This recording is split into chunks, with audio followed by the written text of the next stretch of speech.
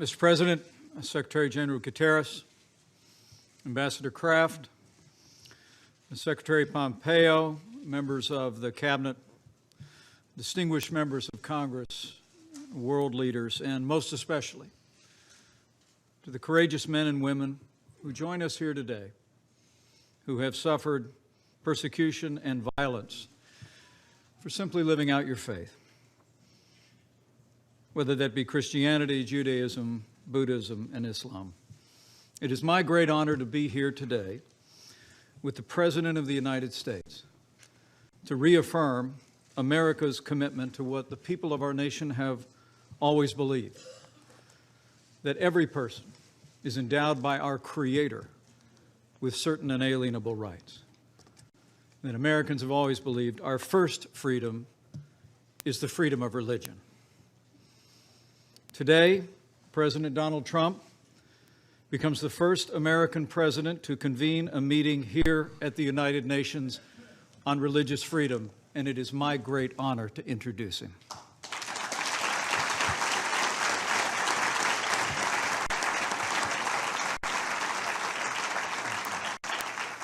There's no better time for a meeting like this on the world stage. As we gather here at the United Nations, more than 80% of the world's population live in nations where religious freedom is threatened or banned. The regime in Iran brutally persecutes Christians, Sunnis, Baha'i, and Jews. In Iraq, Iran-backed militias terrorize Christians and Yazidis who were nearly wiped out by ISIS' recent campaign of genocide.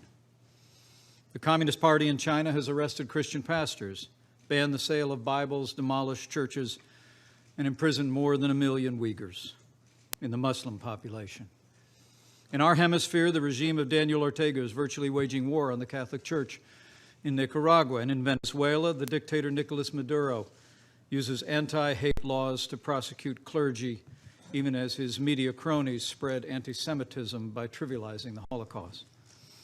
Communities of faith across the wider world have also faced unspeakable acts of violence in places of worship, shocking the conscience of the world. In October, 11 Jews were murdered in the Tree of Life Synagogue massacre in Pittsburgh, Pennsylvania. In March, a gunman killed 51 Muslims at prayer in 2 mosques in Christchurch, New Zealand. And just a month later, suicide bombers murdered more than 300 Christians during Easter services at 3 Christian churches in Sri Lanka.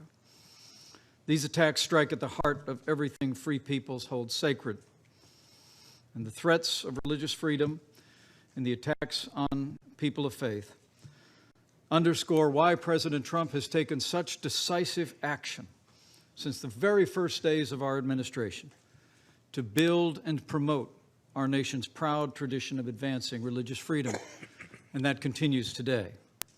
At the President's direction, the United States created the Genocide Recovery and Persecution Response Program, and we've provided more than $370 million to aid ethnic minorities and faith communities persecuted by ISIS in Iraq and throughout the region.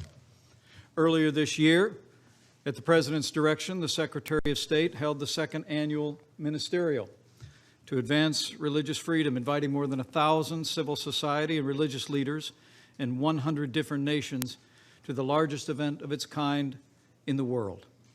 And last year, at the inaugural ministerial, at the President's direction, we established the International Religious Freedom Fund, which already has received nearly $5 million in pledges and given over 435 rapid response grants to those persecuted for their deeply held beliefs. And to date, this effort has helped some 2,000 victims of religious persecution around the world. As the President often says, America is a nation of faith, and we will always stand for the freedom of religion of every person, of every race and every creed, to live, to work, to worship according to the dictates of their conscience.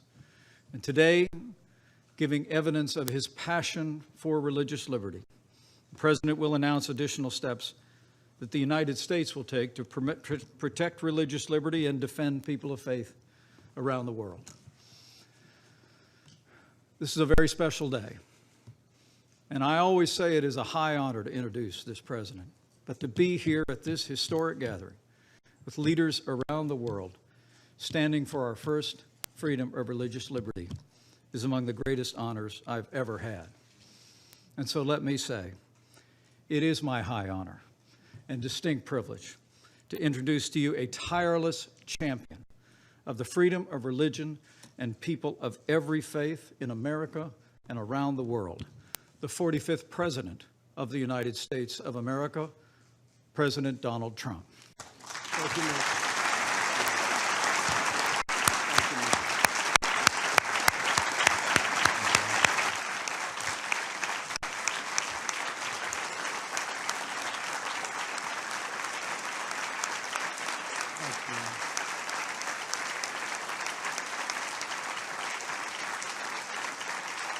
That's very nice. Thank you very much. That's very nice. And I want to thank Mike today. It's a true honor to be the first president of the United States to host a meeting at the United Nations on religious freedom. And an honor it is. It's long overdue. And I was shocked when I was given that statistic that I would be the first. That's very sad in many ways. And it's great to be with you. I want to thank Vice President Pence for the outstanding job he's doing. He's been a fantastic and valuable representative of our country. Likewise, Secretary Mike Pompeo, Ambassador Kelly Craft, Secretary Ross, Secretary Mnuchin, Ambassador Sam Brownback, all for joining us today. And we have other representatives of our cabinet and the administration in the room. We've done a lot. The Johnson Amendment doesn't get spoken about enough, but I'm very proud to say that we've obliterated the Johnson Amendment within our country so that now we can listen to the people that we want to listen to, religious leaders, without recrimination against them. It was a very important thing, and I said that at the beginning, and I say it now. It's something I'm very proud of. We're also grateful that UN Secretary General Antonio Guterres could be here along with so many of his friends and my friends, world leaders. I've gotten to know a lot of them, and I would imagine you know all of them. I would imagine. If you don't, you're not doing your job. And also I want to thank my daughter Ivanka for being here. She worked so hard on all of the things that are very important to the people in this room. So thank you, Ivanka, for being here.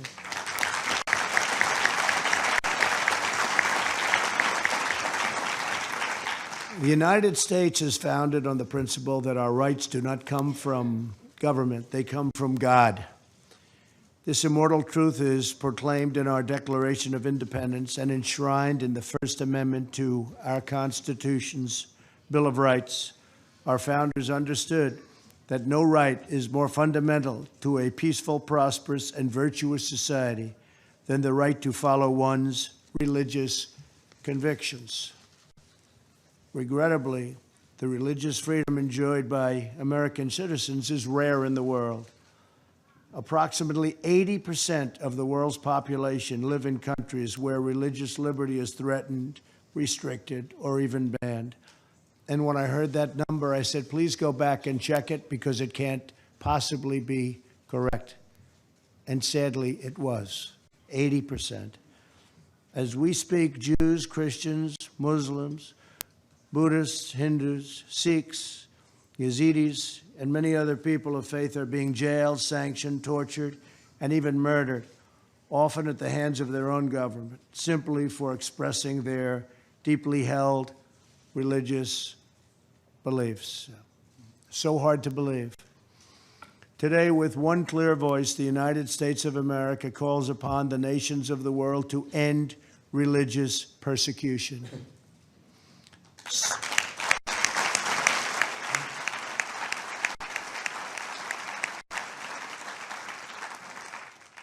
To stop the crimes against people of faith, release prisoners of conscience, repeal laws restricting freedom of religion and belief, protect the vulnerable, the defenseless, and the oppressed.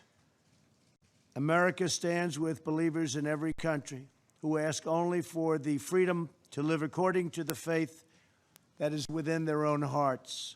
As president, protecting religious freedom is one of my highest priorities and always has been. Last year, our Secretary of State, Mike Pompeo, hosted the first ever ministerial to advance international religious freedom.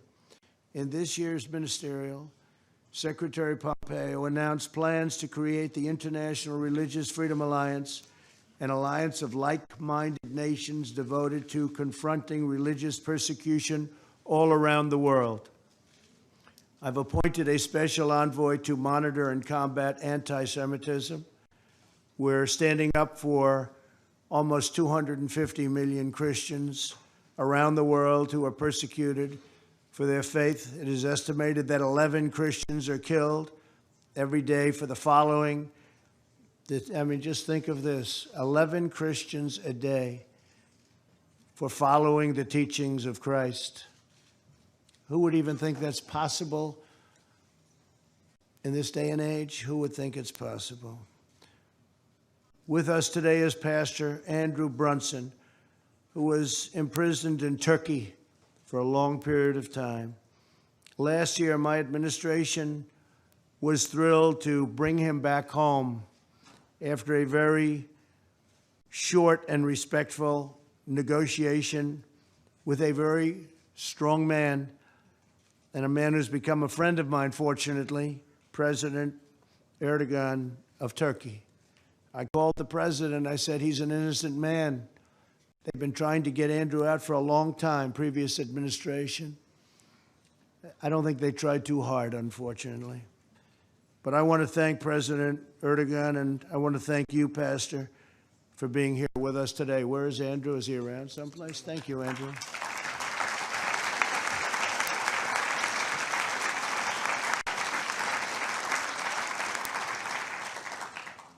We did a good job with that negotiation, Andrew. You got back. Wasn't easy, it wasn't pretty, but you got back, and we're proud of you. You have a great family. And the love, when Andrew came back, the love from so many people, it was actually, I hadn't seen anything quite like it. So congratulations, and I understand you're doing fantastic work with your family. Thank you very much. Thank you, Andrew.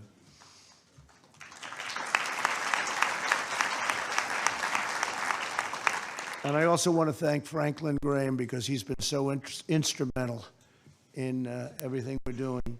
He's done such an incredible job in so many different ways, including floods and hurricanes. And every time I go, I see Franklin there. He's always there before me. I don't know how he gets there before me. I'm going to beat him one day, but he's always at these places of really disaster areas. He's right there with an incredible large staff of volunteers that are just amazing. Thank you very much. And Cece, thank you very much. Thank you very much. And Paula White, thank you very much. In July, I met with survivors of religious persecution at the White House, and we're honored that many of them could be here today as well. Some of these individuals suffered as a result of state-sponsored persecution, others at the hands of terrorists and criminals. No matter the case, America will always be a voice for victims of religious persecution everywhere. No matter where you go, you have a place in the United States of America. Could I ask those folks to stand up, please? Please stand up.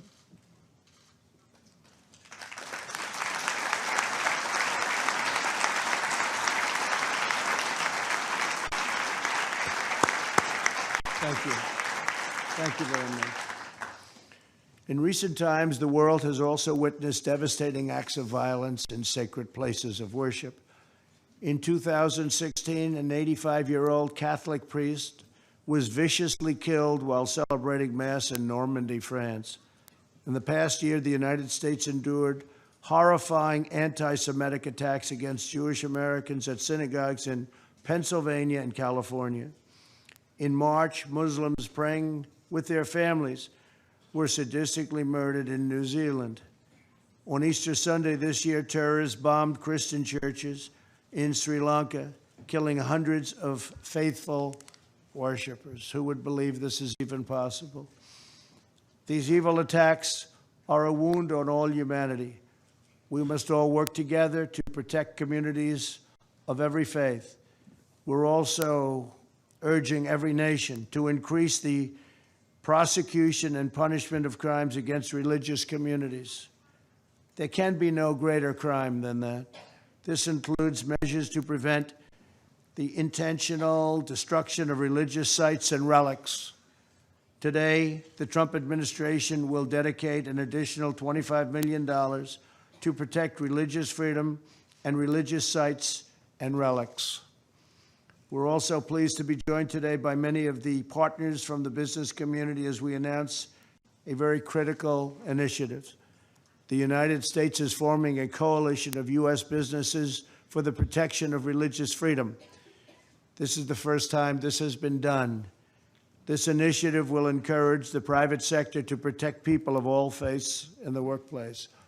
And the private sector has brilliant leadership. That's why some of the people in this room are among the most successful men and women on earth. They know how things get done, and they know how to take care of things, and they're with us now for the first time to this extent, first time ever. And we're really honored to have you in the room. Great business leaders, great people of strength. Too often, people in positions of power preach diversity while silencing, shunning, or censoring the faithful. True tolerance means respecting the right of all people to express their deeply held religious beliefs. Before I conclude, I want to once again thank all of the survivors in the room for their courage and resilience. You're an inspiration to the world. You remind us that no force on earth is stronger than the faith of religious believers. The United States of America will forever remain at your side and the side of all of those who seek religious freedom. Today, I ask all nations to join us in this urgent moral duty. We ask the governments of the world to honor the eternal right of every person to follow their conscience, live by their faith, and give glory to God. The United States has a vital role in this critical mission. Secretary General Guterres will now share a few words on the UN's efforts to promote religious liberty for all, and he has been a champion of exactly what we're in this room for. So I want to thank everybody for being here. God bless you. God bless the faithful. And God bless America. Thank you very much. Thank you.